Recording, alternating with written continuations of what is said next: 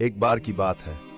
कालिदास भारत के महान विद्वान, शास्त्रों के ज्ञाता, शब्दों के जादूगर एक बार कहीं यात्रा पर निकले। गर्मी बहुत थी, प्यास से गला सूख चुका था। एक वृद्धा कुएं के पास पानी भर रही थी। कालिदास उसके पास पहुंचे और हाथ जोड़कर बोले, माते, पानी पिला दीजिए, बड़ा पुण्य होगा। बेटा, मैं तुम्हें जानती नहीं, पहले अपना परिचय दो, फिर पानी दूंगी। मैं एक पथिक हूँ, कृपया पानी पिला दीजिए। पथिक पथिक तो दो ही हैं, सूर्य और चंद्रमा, जो कभी रुकते नहीं। तू इनमें से कौन है? मैं मेहमान हूँ माते। मेहमान?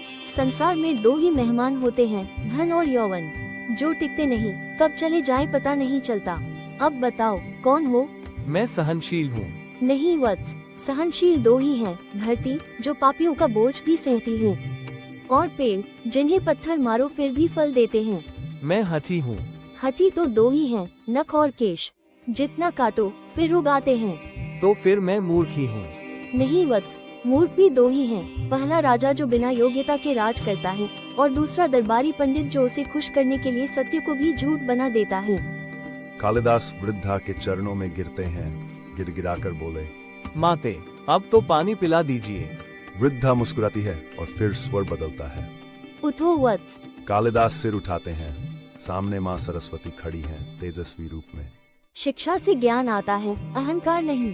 तूने मान सम्मान को अपनी उपलब्धि मान लिया और उसमें अहंकार कर बैठा, इसीलिए तुम्हारे चक्षु खोलने ये स्वांग रचाया। कालिदास हाथ जोड़कर नतमस्तक होते हैं, श्रद्धा से झुकते हैं। कालिदास को अपनी गलती का बोध हुआ। उन्होंने पानी पिया और फिर जीवन की सबसे बड़ी शिक्षा लेकर आगे बढ़ गए।